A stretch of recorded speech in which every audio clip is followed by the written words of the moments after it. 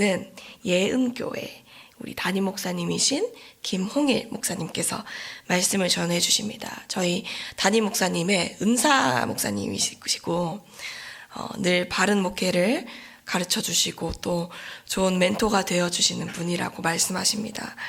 가정교회에 대해서도 김 목사님 통해서 청년 때부터 듣게 되었다고 하십니다. 늦은 시간 멀리 부산에서 오셨는데 우리 감사와 환영의 마음을 담아 박수로 모시겠습니다.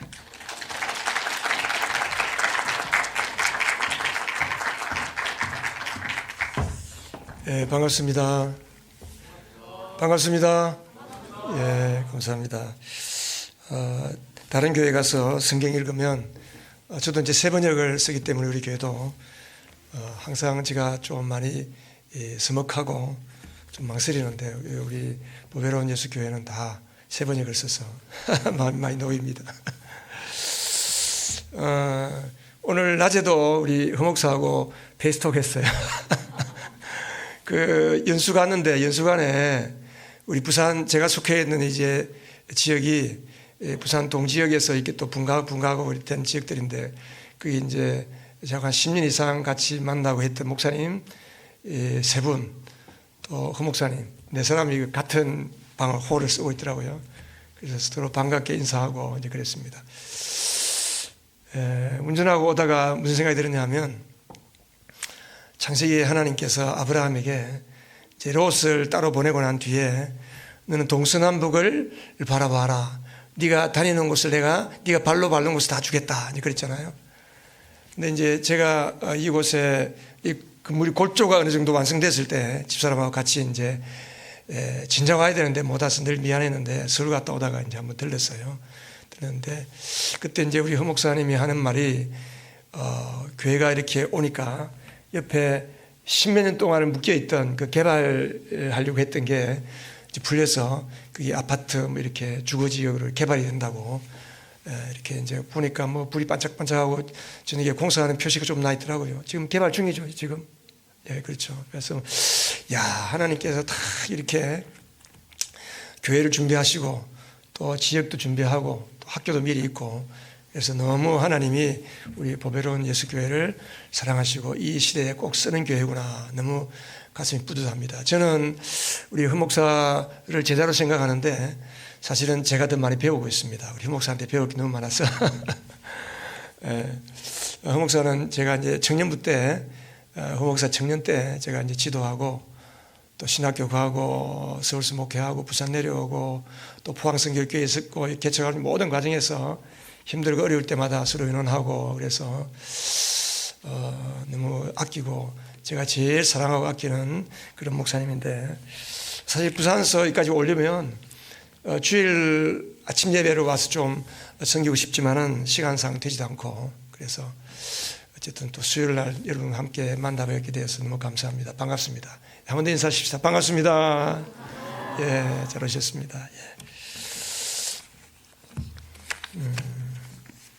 그림 한번 띄워주실래요? 예, 자, 여러분 이 그림 보면서 생각나는 어떤 경구, 속담, 단어, 혹은 어떤 말 뭐가 있죠? 한번 옆 사람들하고 한번 나눠보실래요? 소 읽고 왜 안 간 고친다. 또 예, 속에 경 읽기. 예, 또 어떤 게 있을까요? 예? 바늘도둑 바늘도둑이 소독된다. 예.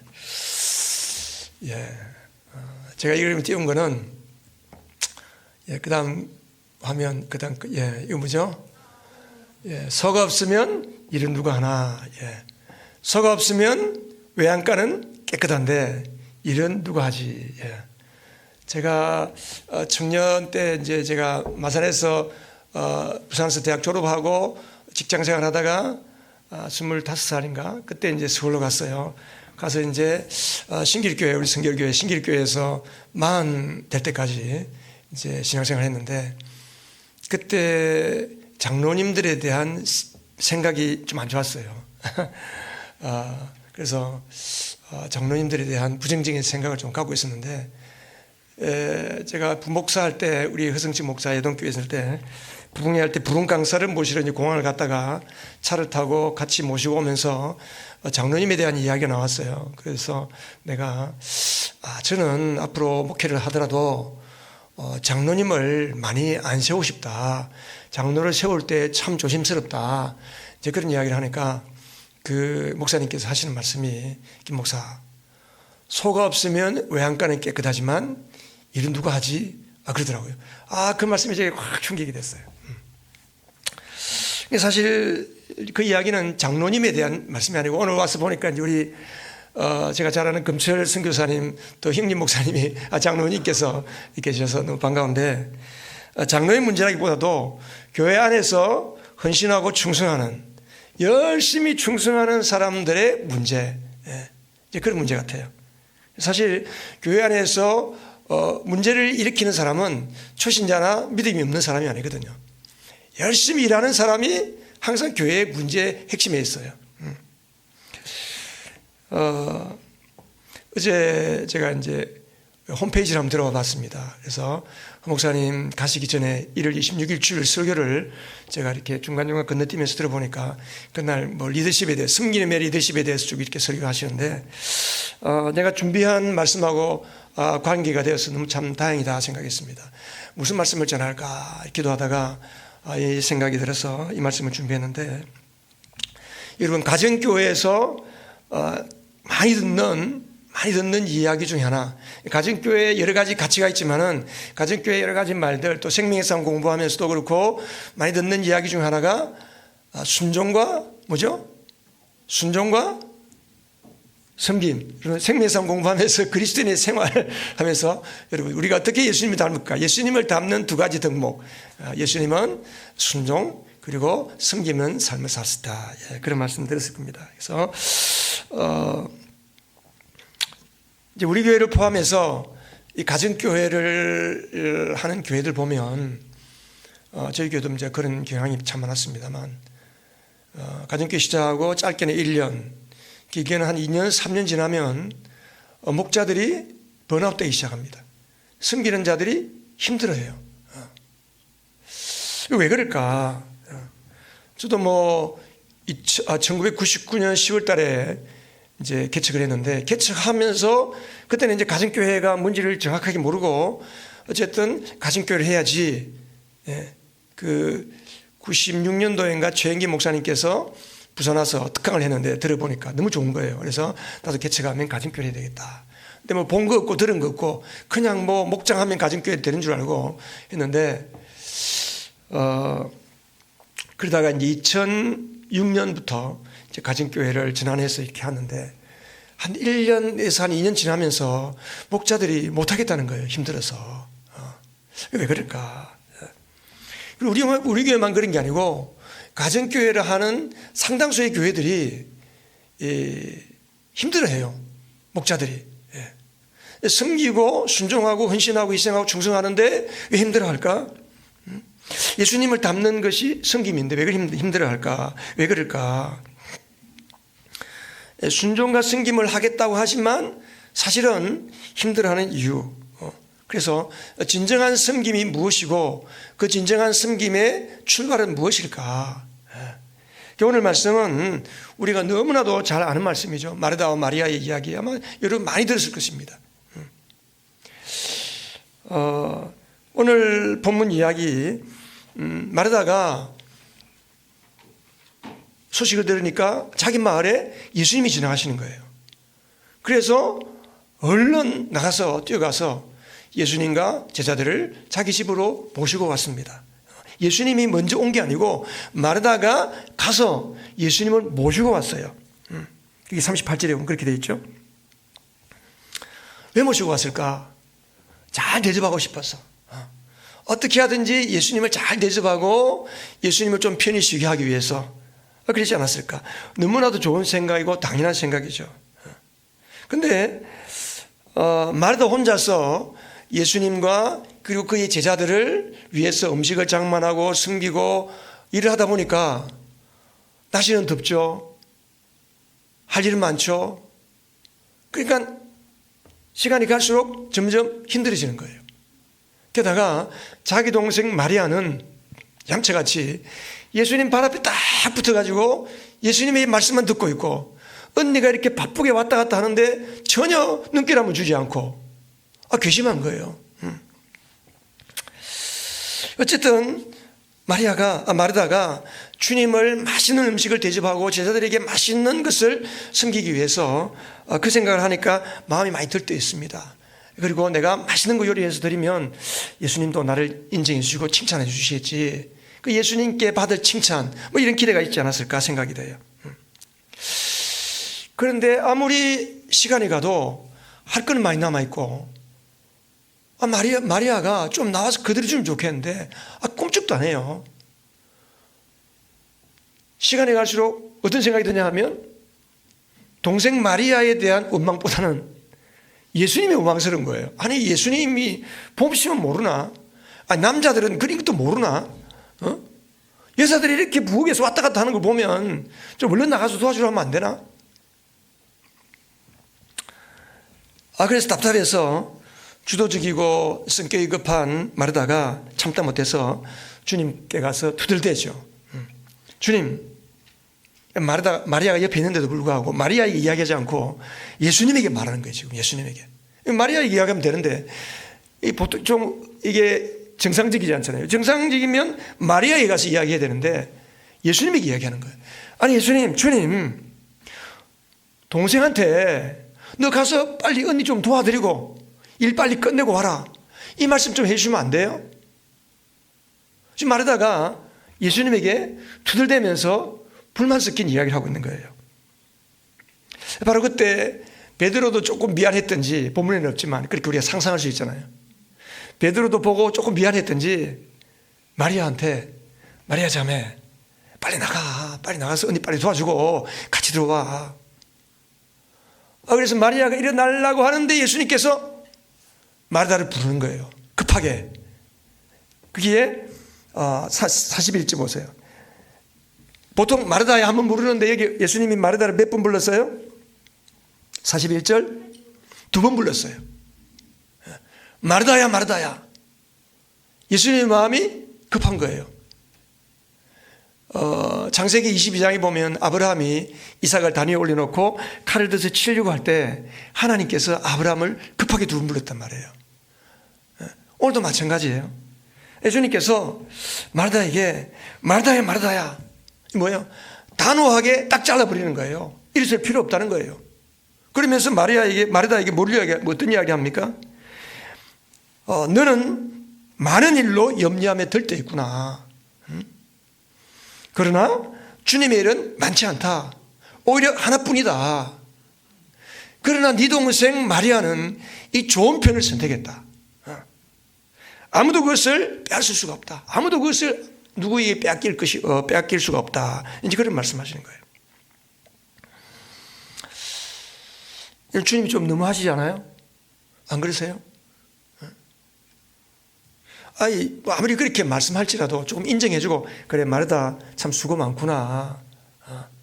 혼자서 일하려고 하니까 참 힘들지.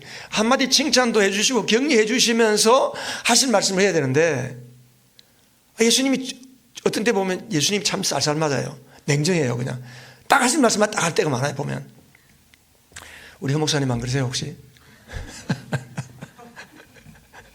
제가 좀 그렇거든요.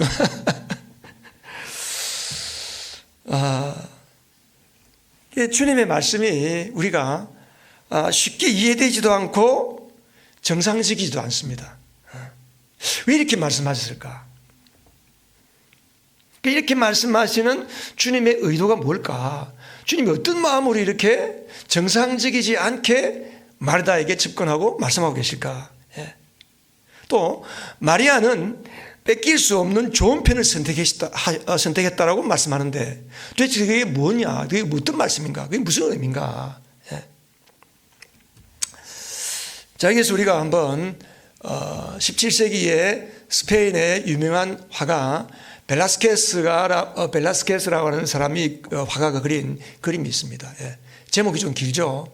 제목이 마르다와 마리아의 집에 계시는 그리스도가 보이는 부엌. 굉장히 제목이 깁니다. 그렇죠? 자, 이 그림을 보면서 한번 몇 가지 한번 질문을 우리 혼자 앉아 계신 분은 할 수 없고, 여러분 예배 드릴 때는 가급적이면 두 사람 이상 같이 앉으세요. 저는 우리 교회 예배 드릴 때 혼자 앉지 않게 합니다. 꼭 두 사람 이상. 두 사람씩. 자, 두세 사람 같이 한번 나눠보시죠. 자, 그게 질문을 한번 띄워주실래요? 예, 첫 번째 질문 보면, 화가는 누구를 지금 부각시키고 있는가? 예. 자, 뭐 서로 시간도 가니까 서로 이야기하죠. 자, 지금 이 화가 벨라스케스가 누구를 부각시키고 있죠? 이게 지금 딱 보면은 마리아, 마르다 표시나죠? 그렇죠? 예. 마르다를 부각시키고 있습니다. 마르다. 그렇죠? 자, 예수님이 이 집에 왔다. 그럼 주인공이 누굽니까? 주인공이 누구죠? 예. 주인공이 당연히 예수님이고, 그럼 주인공인 예수님을 부각시켜서 그림을 그려야 정상인데, 이 화가는 마르다를 주인공으로 내세웠습니다. 사실 오늘 본문도 보면, 오늘 본문의 주인공은 예수님이 아니고 마르다예요.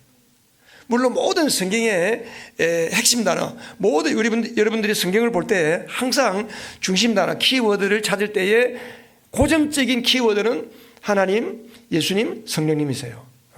이건 이제 고정적인 거고, 그 외에 오늘 이 본문에서 마르다가 주인공인 거죠. 자, 화가가 주방 쪽에 있는 마르다, 그리고 예수님 쪽에 있는 마리아, 이 두 여인을 대조시키고 있습니다. 예, 대조시키고 있는데, 두 사람의 모습에서 알 수 있는 게 뭘까? 예. 자, 그 다음 화면 한번 넘겨보실래요? 제목들 쭉쭉 띄우시고, 예, 그 다음 그림. 그 다음 그림. 예. 마르다, 예, 자, 마르다. 마르다의 표정이 조금 더 크게 이제 확대했고, 예수님이 보이는 것을 제가 이제 막았어요. 예. 여러분, 마르다의 표정, 그리고 마르다가 있는 부엌에서 느끼는 것 혹은 알 수 있는 거 어떤 거예요? 네?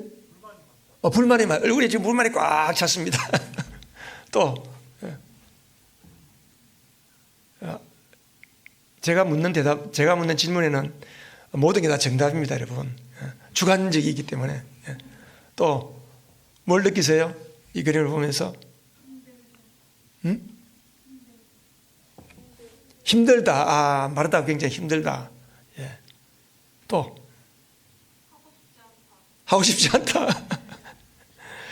예. 제하고 말씀하려니까 말씀을 잘 못하시는 것 같은데, 옆 사람들하고 한번 말씀해 보세요. 이 장면을 놓고 지금 마르다가 어떤 마음이 있을까, 어떤 생각이 있을까, 한번 서로 한번 말씀 나눠보세요.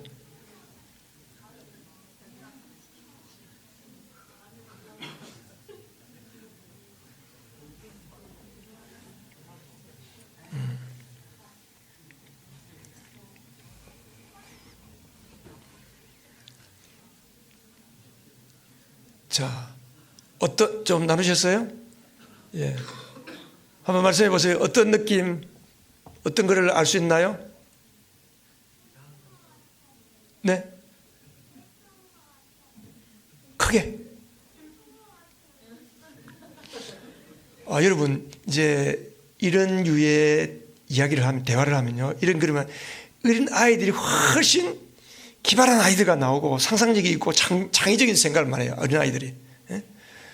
이제 우리 교회에서도 여러분 큐인 해보셨죠? 예전에 안 하셨나요? 우리 교회에서 그 정겸도 목사님 오셔가지고 큐인 좀 안 하셨나요? 그런 거 우리 가족 목장에서 하는데, 우리 중고등부 학생들도 이제 하는데, 훨씬 어른들이 대답하는 것보다도 생각지 못한 이야기를 많이 하거든요. 우리 이 앞쪽에 좀 이야기하던데, 혹시 이 앞쪽에서 나눈 뭐 한번 발표해 보실래요? 야무지게 먹어야지. 예, 한 분만 더, 저 뒤쪽에서 아까 뭐 열심히 나누시는 것 같은데.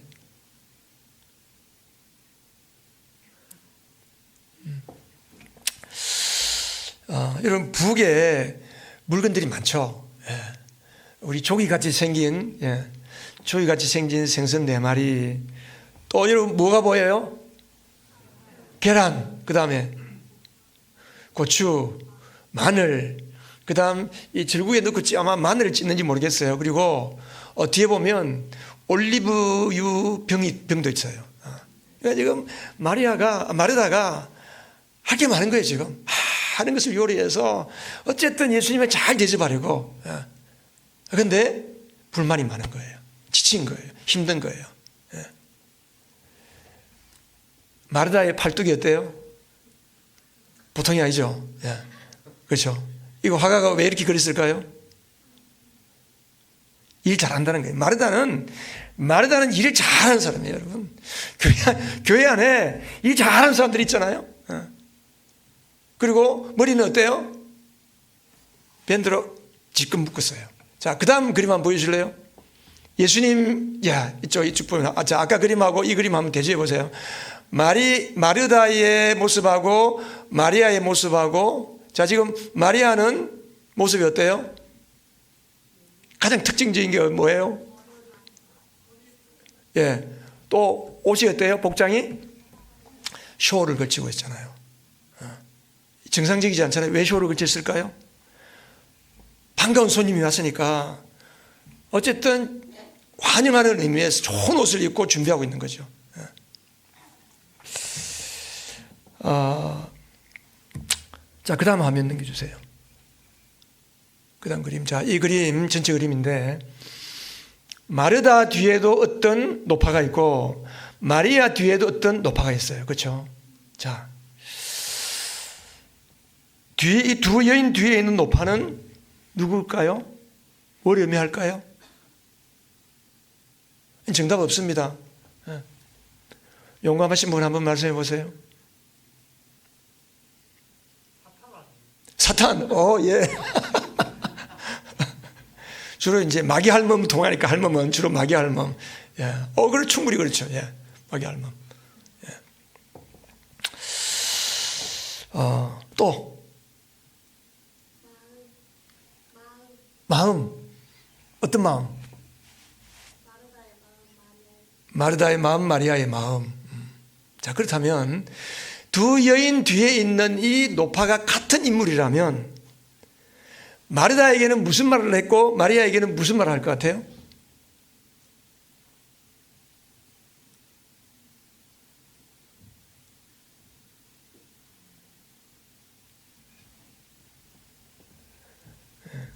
우리가 이제 성경 본문을 가지고 이렇게 봐야 되는데 그림을 가지고 보니 훨씬 재미있잖아요. 이렇게 그림을 가지고. 여러분 마음에 지금 들어오는 모든 생각이 다 맞아요. 다 맞고 공통적인 것은 뭐냐 하면 마르다도 그렇고 마리아도 그렇고 그 뒤에서 지금 마르다에게 뒤에서 속닥속닥하고 이야기를 해주는 게 뭐냐 하면 결국은 마르다의 마음에 있는 육신의 생각을 자꾸 부추기는 거예요.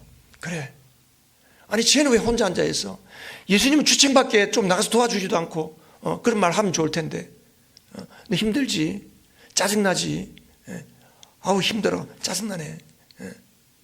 이건 육신적인 생각. 마리아도 마찬가지일 거예요. 마리아도 그 뒤에 있는 그 할멈이 무슨 생각을 줄까요? 눈치가 보이는 거죠. 내가 여기 앉아서도 되나? 언니가 저렇게 짜증을 내고 왔다 갔다 하는데 표정이 보통 때하고 다른데 아주 우리 언니 예수님 가고 나면 한바탕 내게 쏟아볼 거 아닌가? 그런 걱정들, 여러 가지 걱정들 할 거예요. 그런 생각을 자꾸 집어넣는 거예요. 결국 성령의 생각을 따라갈 것인가 육신의 생각을 따라갈 것인가 했을 때 여러분 성령의 생각은 당연히 우리의 생각의 배후에 성령님이 계시고 성령님께서 우리의 생각을 자꾸만 성령의 생각을 쫓아갈 수 있도록 우리를 자극하고 생각나게 하고 깨닫게 해주시잖아요. 근데 육신의 생각, 육신적인 마음, 육체를 따라 살려고 하는 마음, 육체를 따라 살려고 하는 생각 뒤에는 항상 뭐가 연결되어 있을까요? 마귀가 연결되어 있는 마귀. 예. 마귀적인 생각.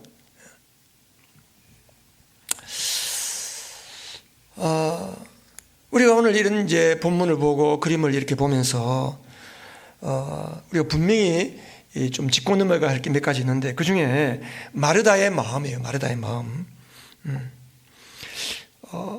예수님이 자기 마을로 오신다는 소문을 듣고 마르다가 급하게 나가서 예수님을 모시고 올 때는 어떤 마음으로 모시고 왔을까요? 무슨 이유에서 모시고 왔을까요?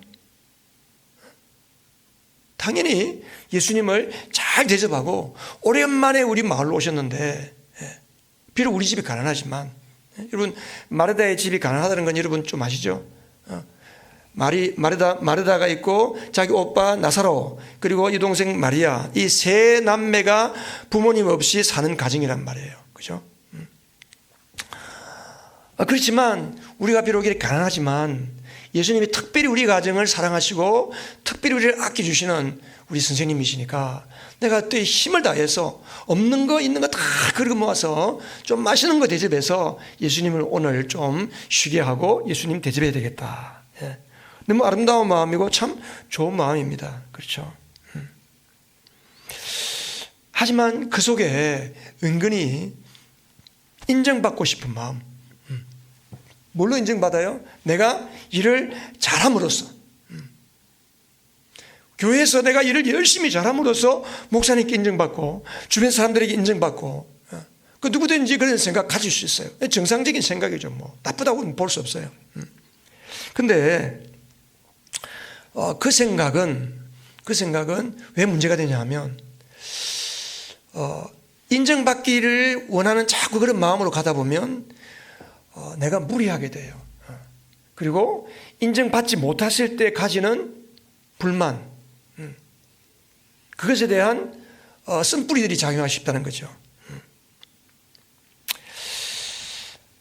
마르다는 평상시에도 일을 잘하고 일을 많이 하고 아마 그 집안 살림 전체를 어머니가 안 계시니까 어머니 역할을 하면서 그 집을 돌봤을 거예요. 그리고 자기 오빠가 아프잖아요.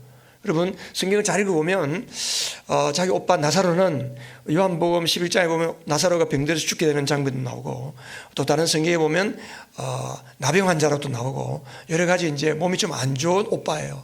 그러니까 당연히 자기가 자연스럽게 쉽게 말하면 소녀가장, 마르다가 가장 역할을 하면서 어머니 역할을 하니까 당연히 모든 일 다 쳐내야 되고 이제 그런 환경 가운데 있는 거죠. 그러니까 마음이 항상 모든 걸 다 살펴야 되고 꼼꼼하게 다 봐야 되고 사고방식 자체가 일 중심의 사고를 하게 되고 그렇게 되죠.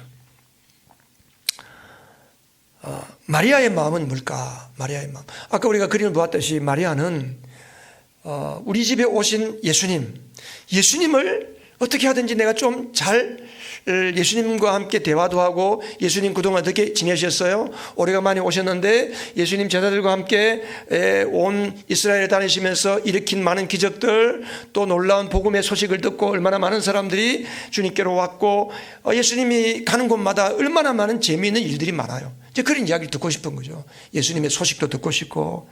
그러니까 예수님이 초점이죠. 예수님이 초점. 그래서 예수님이 궁금한 거예요. 딱 발 앞에 붙어 서서 예수님께 묻고 예수님께 듣고 그리고 예수님을 환영해야 되니까 자기가 환영할 수 있는 거는 뭐예요? 최대한 좋은 옷을 입고 예수님을 기쁘시게 하고 예수님을 반기는 마음. 목사가 신방 가면 가끔 보면요 신방을 갔는데 신방 오신 목사님을 잘 대접하기 위해서 이렇게 이제 신방상을 펴놓고 이제 기다리고 있는데 주인은 가서 싱크대에 가서 음식 준비하는 거예요. 그리고 목사가 신방 갔을 때는 먹기 위해서 갈까요? 물론 특별히 무슨 잔치가 있다든지 뭐 먹는 일로 인해서 초대받고 갔으면 먹는 거죠 당연히. 그렇지만 보통 때 신방 갈 때는 하고 싶은 이야기 뭔가를 군면하기 위해서 갔는데 목사님 좀 계세요. 막 그냥 음식 준비하고 뭐 차 대접하고 뭐 과일 깎고 그러면 제가 뭐라고 그러겠어요? 집사님 그냥 오세요. 일단 예배 드리고 좀 이야기하고 난 뒤에 과일 차 천천히 마셔도 됩니다. 꼭 필요하면 그냥 물 한 잔만 갖고 오세요. 제가 그러거든요. 근데 마리아는 예수님의 마음을 조금 아는 거죠. 예. 환대하고 반갑게 맞이하는 예수님의 마음. 자, 주님의 마음은 무엇이었을까? 예. 물론 마르다가 예수님을 초대해서 갔지만 예수님 안 갈 수도 있잖아요. 그런데 예수님이 아무런 어떤 그 거절도 없이 그냥 흔쾌히 찾아 들어가셨거든요. 예수님 과연 뭔가를 맛있게 드시고 쉬러 갔었을까? 예수님의 그런 표현을 보면 주변에 있는 사람들이 예수님을 향해서 비난하는 말 중에 어떤 말이 있냐면 제자들에게 너희 선생은 먹기를 탐하고 포도주를 잘 마신다, 즐겨 마신다. 이런 그 소위 말해서 악플을 다는 사람들이 많잖아요. 예수님 알고 계시거든요. 근데 실제로 또 어떤 부잣집 바리새파 사람 중에 부잣집에서 초대했을 때 예수님은 가셨어요. 가서 또 마음껏 많이 드셨어요. 근데 오늘은 많이 먹기 위해서 가신 것이 아니고 예수님께서 마르다가 초대했지만 특별히 하실 말씀이 있어서 가신 거예요. 너희들은 나를 섬기는 게 아니고 내가 너를 섬기기 위해서 왔다. 너 좀 앉아라. 같이 앉아서 내가 너희들에게 이 가정에 하고 싶은 이야기가 있다. 좀 잘 들으라. 아마 주님의 마음의 의도는 그런 것이 아닐까. 예.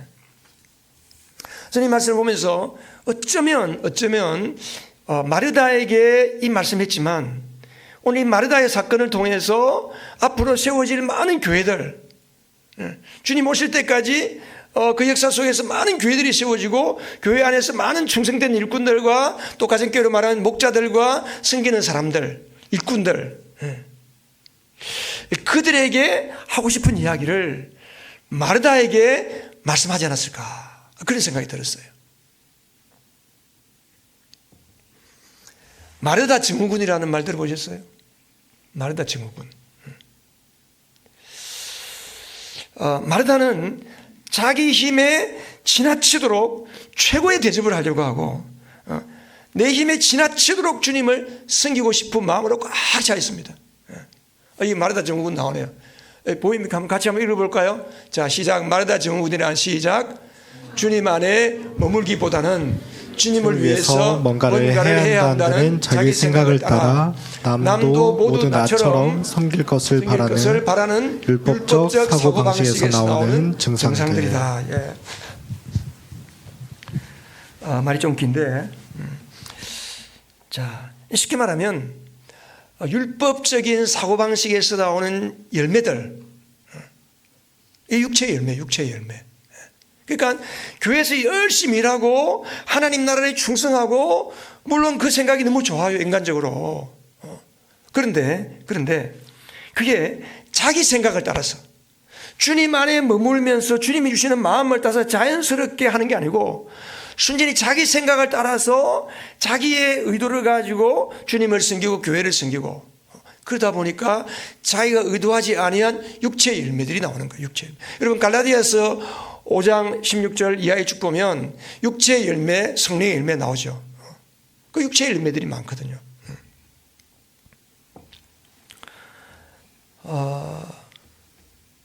물론 마르다가 힘에 지나치도록 주님을 섬기고 싶은 그 간절한 열망 참 아름답고 좋습니다. 그런데 마르다의 결정적인 실수가 뭐냐 하면 주님이 왜 오셨는지를 모르는 거예요. 모를 수밖에 없지. 그냥 자기 가서 초대했으니까 주님 갑시다. 제자들도 우리 집에 가세요. 같이 가세요. 제가 맛있는 거 드릴게요. 그렇게 하고 왔으니까 그 주님께서 왜 오셨는지 그냥 자기가 초대해서 왔다고 생각하는 거예요. 많은 경우에 우리가 이런 실수를 저지릅니다. 왜 주님께서 나를 부르셨는지, 오늘 하나님은 나를 통해서 뭘 하고 싶으신지, 주님이 내 안에 계시면서 나와 함께 뭐 하고 싶으신지를 우리는 모르는 거예요. 그래서 우리는 늘 내가 해야 할 일, 오늘 해야 할 일, 내일 해야 할 일, 목장을 통해서 영혼 구원해야 되는 그 일, 그것이 우리의 머리에 생각에 다 지배하고 있기 때문에 그래서 우리가 해야 할 그 일에 너무 지나치게 집착하다 보면 주님의 의도와는 상관이 없이 내 생각, 내 목표, 내 어떤 무언가 그것을 향해서 쫓아가기가 쉽다는 거예요. 그래서 마르다 증후군의 특징이 있는데 그 특징 중에 가장 두드러진 특징 뭘 것 같아요?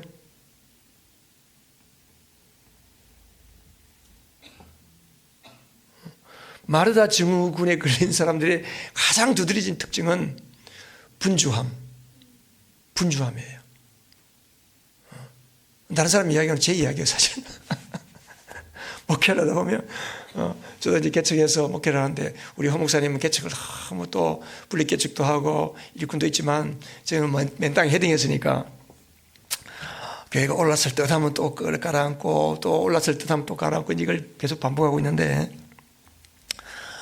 목사는 오늘도 사실 낮에 제가 이제 교회를 가보니까 쓰레기 봉투들이 마당에 막 바람이 세게 불어서 다 흩날리지가 있고, 막 사찰도 해야 되고, 화장실 청소 때로는 해야 되고, 어저께는 보니까 주방 냉장고 있는데, 뭐 주일날 와서 냉장고 이제 주방 섬기는 분들 섬기고 웬만큼 바닥 청소도 하고 하시는데, 냉장고는 잘 못 보잖아요. 냉장고를 제가 물이 이래서 이렇게 열어보니까 악취악지만 냄새가 뭐 코를 못 대겠는 거예요.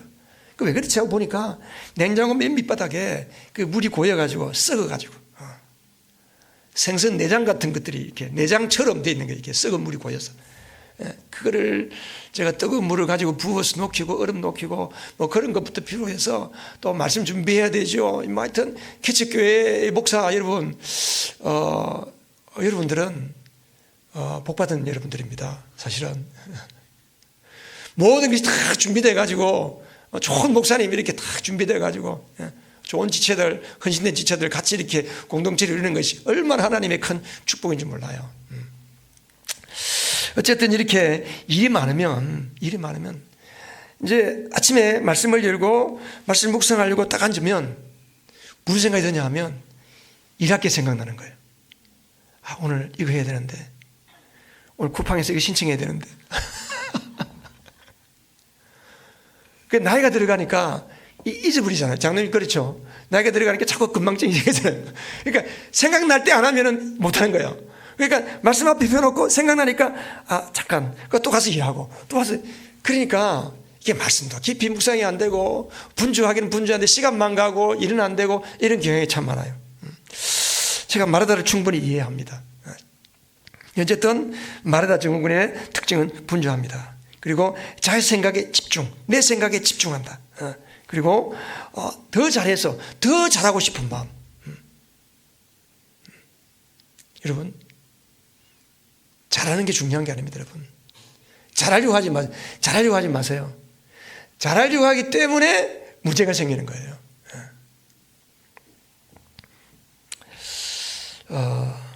그리고 더 중요한 것은 육신의 생각을 쫓아가게 되고, 결국 그 육신의 생각은 마귀의 생각하고 맞닿아 있는 거예요.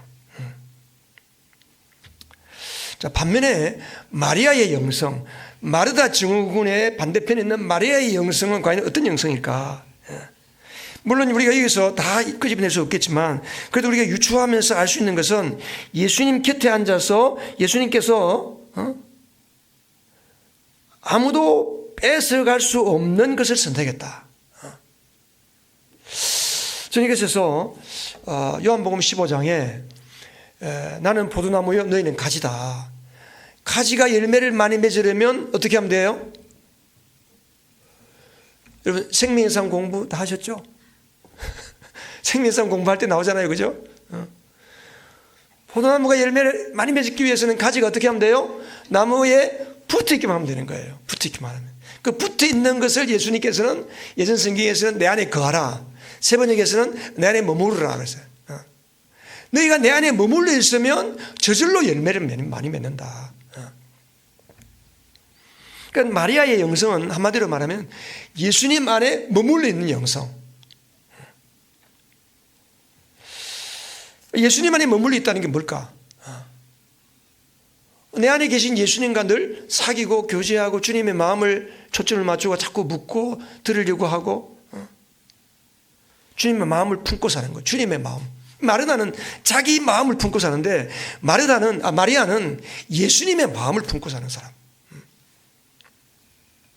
그러니까 우리가 주님의 마음을 모르면 신앙생활은 힘들어집니다. 여러분, 예수님 잘 믿고 싶죠? 그러면 열심히 예수를 믿으려고 하지 말고 내 안에 예수님을 영접한 사람이라면 내 안에 들어와 계신 예수님과 오랜 시간을 보내시기 바랍니다. 예수님과 함께 머무는 거예요. 그래서 우리가 목장에서도 그렇고 교회도 그렇고 영혼 구원하여 제사 삼는 이 일, 이것을 위하여 섬길 때에 충성하는 게 왜 힘들어지느냐? 주님 안에 머무기보다는 어떤 목표 지향적이 되고 성과 중심적이 되다 보면 스스로 힘들어지고 지치는 겁니다. 여러분, 창세기 보면 창세기 1장에서는 하나님께서 창조주 하나님께서 6일 동안 천지 만물을 창조하시잖아요. 그리고 2장에 넘어가면 자, 2장 3절 한번 띄워 주실래요? 우리 같이 한번 읽어볼까요? 시작. 이튿날에 하나님이 창조하시던 모든 일에서 손을 떼고 쉬었으므로 하나님은 그날을 복되게 하시고 거룩하게 하셨다. 네. 저는 얼마 전에 창세기를 설교하면서 정말 못 보던 것을 봤어요. 우리는 주로 창세기 1장에서 하나님의 그 어마어마한 창조의 역사, 6일 동안 엄청나게 일하시는 그 하나님의 일, 역사, 이것에 포커스를 맞추고 그것에 많이 묵상할 때가 많은데, 사실은 하나님의 마음은 어디가 있냐면 6일 동안 열심히 일한 그것보다는 하나님은 7일째에 하나님의 마음이 가 있는 거예요. 7일째. 왜? 이튿날 하나님이 쉬시고 그날을 어떻게 했어요? 그날을 어떻게 했다고요? 복되게 하고 거룩하게 하신 거예요. 자, 이 일일째 날, 소위 말해서 안식일, 우리가 말하는 주일. 자, 주일 예배가 없으면 쉽게 말하면 이거 뭐하고 같으냐 하면 중요한 문서를 작성을 했습니다. 중요한 문서를 작성하고 그 문서를 작성하고 나면 마지막에 도장을 찍어야 되잖아요. 도장을 안 찍으면 그 문서는 효력이 없잖아요.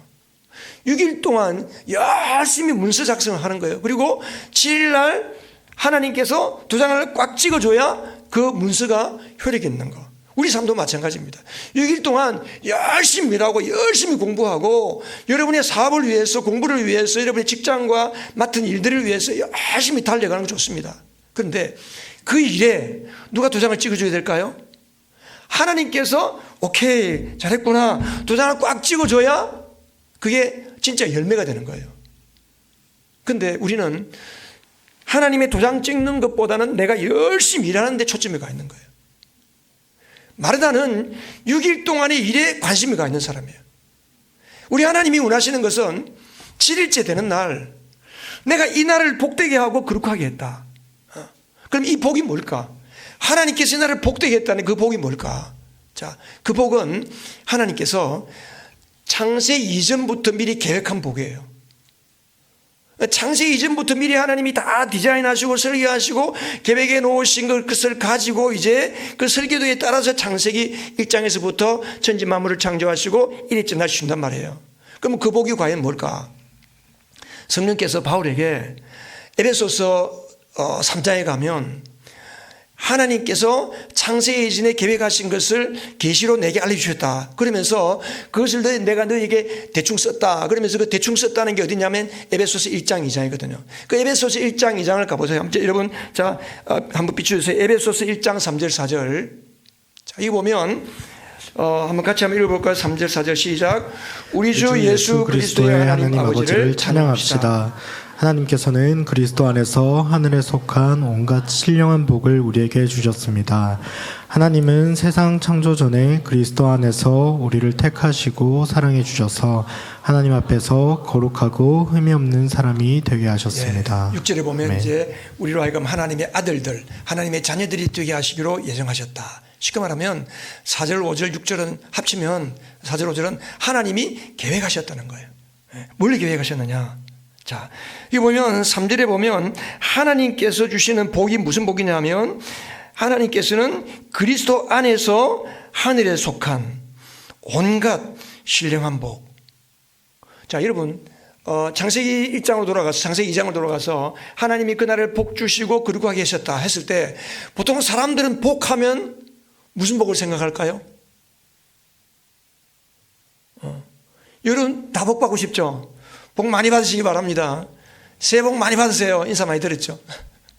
우리 복 그러면 주로 무슨 복? 땅의 복.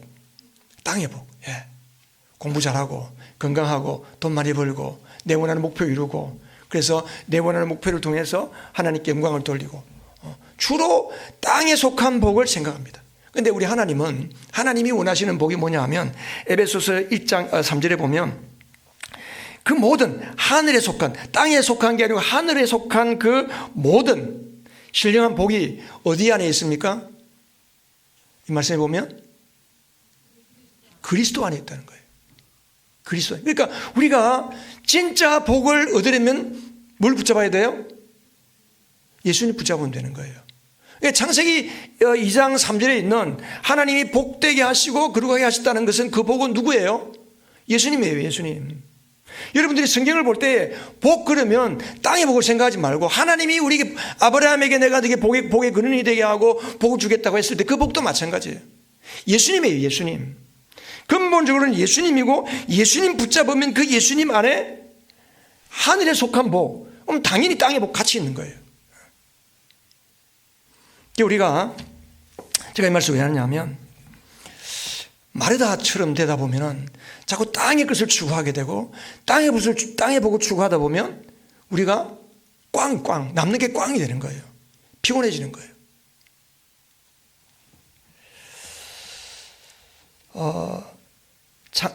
거기 창세기 4장에도 보면 가인이 실수하잖아요. 가인은 자기 농산물에 좋은 농산물을 가지고 하나님께 제사하고 아벨은 양의 피, 양의 기름기를 하나님께 드리면서 제사했다고 나오거든요. 근데 하나님께서 생각해보세요. 사람들이 보통 이제 왜 가인의 농산물은 하나님이 받지 않으시고 가인의 제사는 받았을까라고 의아해할 때가 많아요. 저도 한동안 그랬어요. 근데 왜 그러냐? 왜 하나님이 안 받았을까? 결국 가인은 자기 생각을 따라서 제사한 거예요. 하나님의 생각을 따라가지 않고. 하나님이 의도한 제사는 뭐냐면 아담에게 가죽옷을 입히시기 위해서 짐승 한 마리를 잡고 짐승의 피를 흘림으로써 너희 죄를 이 피가 대신 내가 이 피를 통해서 내가 너희들을 용서했다. 하나님이 은혜의 옷을 입혀주면서 너희들은 앞으로 나를 만나기 위해서는 항상 짐승을 잡고 피를 흘리고 그래서 그 제물을 나에게 가져오너라. 주님과 만남이고 그게 하나님이 우리에게 준비하신 예배거든. 예배. 그러니까 죄인이 하나님을 만나는 게 예배란 말이에요. 그렇죠? 그러니까 우리가 가인도 실수가 결국 뭐냐면 자기 생각을 따라가다가 예배하다가 결국은 하나님 앞에서 예배를 자기가 드린 예배가 거절당하니까 그게 창피가 있고 괴로우니까 동생을 죽이는 그런 끔찍한 죄를 저지르게 됩니다. 여러분 우리가 아무리 열심히 살아도 내 삶의 초점이 땅의 복, 땅의 성공, 내 원하는 목표를 추구하다 보면 하나님이 주시는 복을 떠날 수밖에 없어요. 우리의 초점은 우리가 원하는 땅의 것이 아니라 우리의 항상 초점은 누가 되어야 돼? 예수님이 우리의 초점. 예수님이 원하시는 것이 아니고 예수님 자체가 여러분의 목표가 되시길 바랍니다. 우리가 가정교회 하면서 가장 많이 하는 이야기 그거잖아요. 영혼 구원하여 제사 삼는 거, 예수님의 지상명령, 예수님의 교회의 목적, 교회의 목적이 뭐냐? 그게 영혼 구원의 제사 삼는 것이다. 그래서 주님의 목적, 교회의 목적을 붙잡고 나가다라고 하면서 우리는 자칫하면 그 목적 자체가 초점이 되기 쉽습니다. 우리가 초점을 바르게 가져야 할 것은 뭐냐 하면 그 목적을 주신 예수님, 그 목적을 이루고 가시는 예수님, 그 목적을 우리와 함께 하면서 나를 통해서 주님의 마음을 주시고 마리아의 영성을 통해서 주님의 마음을 가지고 주님께 순종하며 섬기기를 원하는 그 마음을 이루고 가시는 그 예수님께 여러분의 마음과 여러분의 신앙의 초점을 맞추시기를 바랍니다. 그럴 때 우리는 마리아처럼 한계를 뛰어넘는 순종, 한계를 뛰어넘는 섬김을 할 수 있죠. 나중에 보세요. 마리아가 어떻게 섬깁니까? 마리아는 예수님께 자기가 그 가지고 있던 향유옥합을 깨뜨리고 예수님의 발에 붙잖아요. 예수님이 뭐라고 그랬어요 그때? 가룟유다가 제자들이 뒤에서 수근거리잖아요. 아니 저렇게 비싼 거를 팔아서 가난한 자들 도와주지 저걸 허비하느냐? 그때 예수님께서 뭐라고 말씀하셨어요? 허비하는 게 아니다. 놔둬라. 마리아가 나에게 부은 이 향유는 나의 장사를 준비한 것이다. 나의 장례를 준비한 것이라는 거예요. 그러면서 복음이 전파되는 곳마다 이 여인의 한 일도 증거될 것이다 그랬습니다. 그러니까 마리아는 예수님께 붙었음으로 해서 예수님 안에 머무는 삶을 통해서 예수님 안에 머무는 그 마리아의 영성을 통해서 한계를 뛰어넘는 섬김을 할 수 있었고 그 섬김을 통해서 복음이 전파되는 곳에 함께 마리아의 일도 소개되고 증거될 수밖에 없는 이런 영광의 사람이 되었습니다. 여러분, 주님의 목적이 우리의 초점이 되지 말고 주님 자체가 우리의 목적이 되게 하시기를 바랍니다. 내 목적, 내 성공이 아니고 내가 인정받는 게 아니고, 그죠? 여러분, 주님이 나타나지 않고 내가 나타났다면 그건 아무리 큰 성공을 해도 하나님의 성공이 아닙니다. 그런데 주님이 나타났다면 내가 실패했더라도 그것은 주님의 성공입니다. 기도합시다. 여러분,